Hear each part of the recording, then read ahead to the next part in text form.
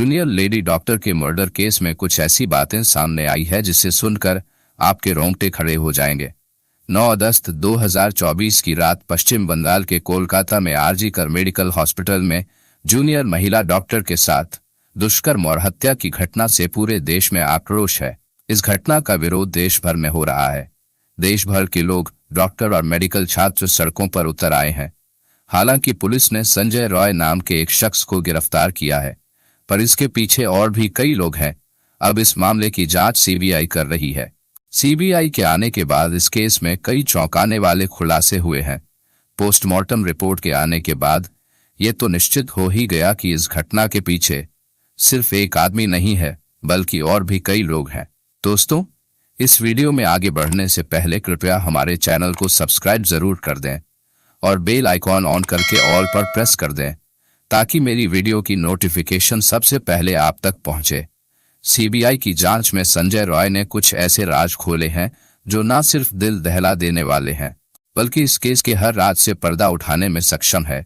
संजय रॉय ने कन्फेशन दिए हैं कि कैसे उसने डॉक्टर बेटी के साथ जबरदस्ती की।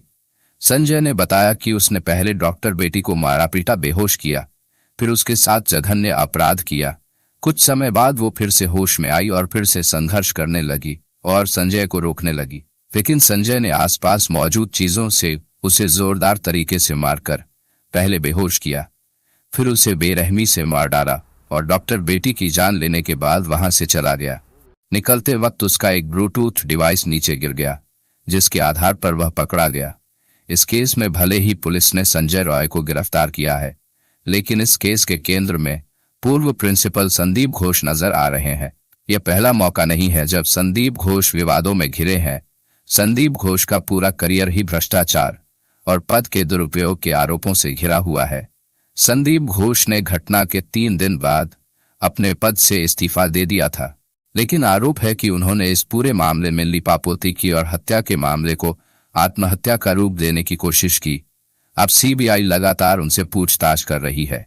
सीबीआई ने संदीप घोष से कुछ महत्वपूर्ण प्रश्न किए, जो कि इस प्रकार है।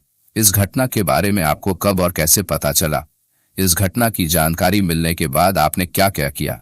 आप इतने सालों से मेडिकल प्रोफेशन में है, जब आपने लेडी डॉक्टर की बॉडी देखी और देखने के बाद आपको क्या लगा? जरा यह भी बताइए कि पुलिस को किसने और कब कॉल की थी और पुलिस को क्या बताया गया था? मृतक डॉक्टर के परिवार वालों को कब जानकारी दी गई और किसने जानकारी दी? मृतक डॉक्टर के परिवार को आखिर क्या बताया गया था? आपको किसने बताया था कि यह सुसाइड का केस है? मृतक डॉक्टर के परिवार को गलत जानकारियां किसके कहने पर दी गई? किसके कहने पर परिवार से कहा गया कि आपकी बच्ची ने सुसाइड कर लिया है? इसके अलावा भी सीबीआई ने पूर्व प्रिंसिपल संदीप घोष से कई सवाल पूछे, जिनके संदीप घोष ने संतोषजनक उत्तर नहीं दिए, और यही बात पूर्व प्रिंसिपल संदीप घोष के खिलाफ जाती है। सीबीआई की जांच में और भी कई खुलासे हुए हैं, जिससे संदीप के काले कारनामों का पता चलता है। इसके साथ ही अस्पताल कैंपस में ड्रग रैकेट एक्टिव होने की भी बात पता चली है। आपको यह जानकर हैरानी होगी कि खुद ही नैतिकता के आधार पर इस्तीफा देने वाले संदीप घोष के कनेक्शन इतने पावरफुल हैं कि उनके ऊपर भ्रष्टाचार से लेकर कदाचार तक के तमाम आरोप लगते रहे हैं, लेकिन ना तो कोई उनका इस्तीफा ले पाया और ना ही उनका ट्रांसफर कर पाया। आरजी कर मेडिकल कॉलेज के पूर्व डिप्टी सुपरिटेंडेंट अख्तर अली ने डॉक्टर संदीप घोष की पूरी कुंडली खोली है और संदीप घोष के चाल चरित्र पर कई बड़े खुलासे भी किए हैं। अख्तर अली ने कहा है कि संदीप घोष एक माफिया की तरह है। वे बहुत ही भ्रष्ट व्यक्ति हैं। वह छात्रों को फेल कर देते थे और पैसे लेकर उनको पास करवाते थे। वह हर काम में पैसा वसूलते थे और छात्रावास में छात्रों को शराब की सप्लाई करवाते थे। वे मानव अंगों का तस्करी भी किया करते थे, बांग्लादेश के साथ अवैध व्यापार भी करते थे और प्राइवेट अस्पतालों को अज्ञात शव बेचा करते थे और उनसे पैसे वसूलते थे।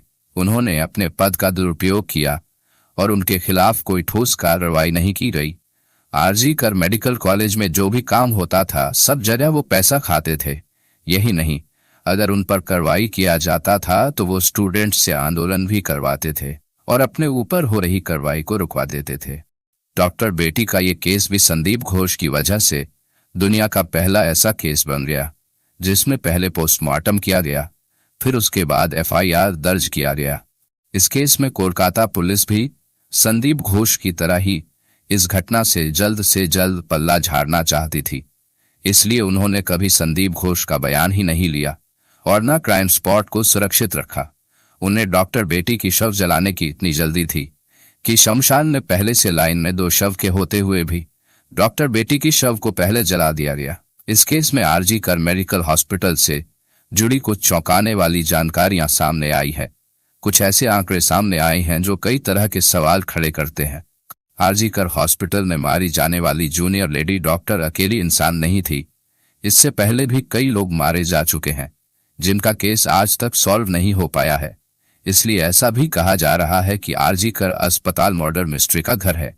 यह बात इसलिए भी कहा जा रहा है क्योंकि पिछले 23 सालों में 2001 से लेकर 2024 तक आरजी कई डॉक्टर्स की रहस्यमय तरीके से मौत हो चुकी है।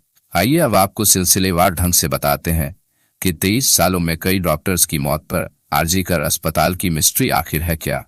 पहला मामला है 2001 का। 2001 में सौमित्र विश्वास नाम के छात्र का शव आरजी कर मेडिकल कॉलेज के छात्रावास के कमरे में लटका हुआ पाया गया था। अभी के लेडी ट्रेनी डॉक्टर के केस की तरह ही अस्पताल के अधिकारियों ने तुरंत उस घटना को आत्महत्या करार दिया था, लेकिन पीड़ित परिवार और मृत छात्र के साथियों ने मौत पर संदेह जताया। सौमित्र की मां और उनके कुछ क्लासमेट्स ने आरोप लगाया था कि कॉलेज हॉस्टल में सेक्स रॉकेट चल रहा था। हॉस्टल में कई अश्लील काम किए जाने के आरोप भी लगे थे। कई छात्रों ने दावा किया था कि सौमित्र इन काली गतिविधियों का पर्दाफाश करना चाहता था, इसी कारण उसे मार डाला गया। पुलिस ने जांच शुरू की, लेकिन मामला जब कोर्ट तक पहुंचा तो कोलकाता हाई कोर्ट ने सीआईडी जांच का आदेश दिया। जांच के दौरान कॉलेज हॉस्टल के अंदर चल रहे पोर्नोग्राफी गिरोह की बात सामने आई थी। बताया गया था कि वीकेंड्स में छात्र सेक्स वर्कर्स को हॉस्टल में बुलाते थे। अगर सेक्स वर्कर्स नहीं मिलते थे तो मृत शरीर के साथ अश्लील हरकतें की जाती थी। सोचिए, यह कितनी मिस्टीरियस हॉस्पिटल है। जरा सोचिए कैसे एक लाश को निकालकर उसके साथ पोर्नोग्राफी बनाई जाती थी। और उस समय यानी हम बात कर रहे हैं 2001 की, उन्हें सुपर इम्पोज कर दिया जाता था, यानी उस लाश के चेहरे को हटाकर एडिटिंग करके किसी और जिंदा लड़की की तस्वीर लगा दी जाती थी। इससे अंदाजा लगा सकते हैं कि उस समय भी इस हॉस्पिटल में कितना घिनौना अपराध होता था। हालांकि यह मामला अभी तक अनसुलझा ही है। दूसरा मामला है 5 फरवरी 2003 का। इस दिन आरजी कर मेडिकल कॉलेज एंड हॉस्पिटल के हाउस स्टाफ अरिजीत दत्ता ने आत्महत्या कर ली थी। पुलिस ने बताया था कि अरिजीत ने पहले अपने हाथ में एनेस्थीसिया दिया, जिससे उसके हाथ में लकवा मार गया। फिर ब्लेड से उसने हाथ की नस काट ली। फिर हॉस्टल की छत से नीचे कूदकर अपनी जान दे दी। उसके पास से सर्जिकल चाकू भी बरामद किए गए थे। जांच के बाद भी कुछ निष्कर्ष नहीं निकला और मामला ठंडे बस्ते में डाल दिया गया। तीसरा मामला है अक्टूबर 2016 का। डॉक्टर गौतम पाल मेडिसिन विभाग के प्रोफेसर थे। उनके किराए के फ्लैट में उनका शव पड़ा हुआ था। बदबू आने पर पड़ोसियों ने पुलिस को सूचना दी। दरवाजा तोड़ने के बाद पुलिस ने उन्हें पहली मंजिल पर एक कमरे में बिस्तर पर मृत पाया, पर वहां कोई सुसाइड नोट भी नहीं था। इसलिए पुलिस ने अनुमान लगाया कि अचानक दिल का दौरा पड़ने से उनकी मौत हो गई होगी। हालांकि वह मौत के कारण की पुष्टि नहीं कर सके। आपको बता दें कि जांचकर्ताओं को उसके कमरे के फर्श पर खून के धब्बे और चेहरे पर कुछ चोट के निशान भी मिले थे, लेकिन उनकी मौत को लेकर अब भी रहस्य बरकरार है। चौथा केस है 2020 का, जब सेकंड ईयर की 25 वर्षीय जूनियर महिला डॉक्टर पल्लवी साहा की दुखद मृत्यु हो गई। डॉक्टर ने आरजी कर अस्पताल की 6ठी मंजिल से कूदकर आत्महत्या कर ली थी।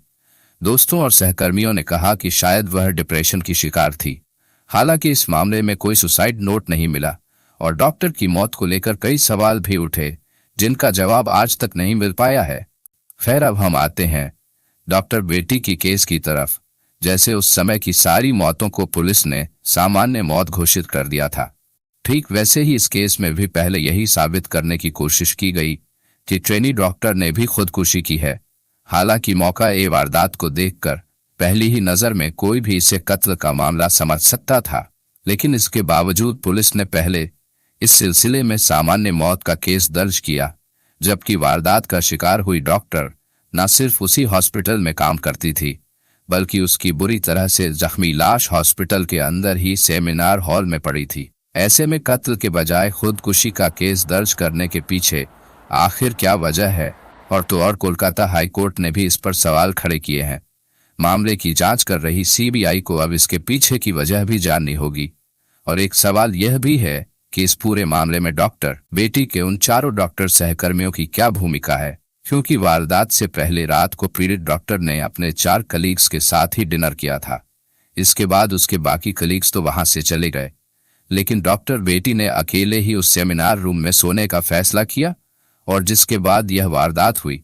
लेकिन ऐसे में फिलहाल सीबीआई भी यह जानना चाहती है कि उस डॉक्टर बेटी को आखिरी बार जिंदा देखने वाले उसके दोस्तों से उसकी क्या बात हुई थी और कैसी बातें हुई थी।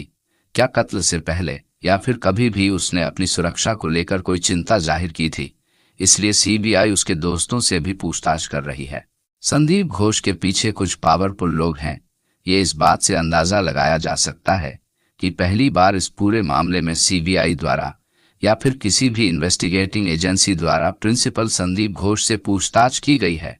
यानी संदीप इतना पावरफुल आदमी है कि आज तक उससे किसी भी मामले में कोई भी पूछताछ नहीं की गई थी। लेकिन अब देखना यह है कि सीबीआई इस केस को सॉल्व कर पाती है या नहीं।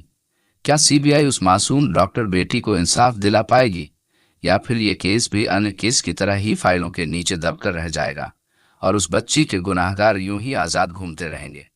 खैर दोस्तों, हमारा और आपका काम है आवाज़ उठाना। हालांकि देश भर में जगह जगह डॉक्टर भी प्रोटेस्ट कर रहे हैं ताकि उस डॉक्टर बेटी को इंसाफ मिल सके। दोस्तों, इस घटना को सुनाने का उद्देश्य किसी का दिल दुखाना नहीं है, किसी को परेशान करना नहीं, बल्कि आपको जागरूक करना है, आपको सचेत करना है। दोस्तों, इस पूरी घटना के बारे में आपकी क्या राय है, कमेंट बॉक्स में ज़रूर बताएं। और अगर हमारी मेहनत पसंद आई हो तो इस वीडियो को लाइक करते हुए शेयर भी करें। अगर आपने अब तक चैनल को सब्सक्राइब नहीं किया है तो हमारे चैनल को सब्सक्राइब कर लीजिए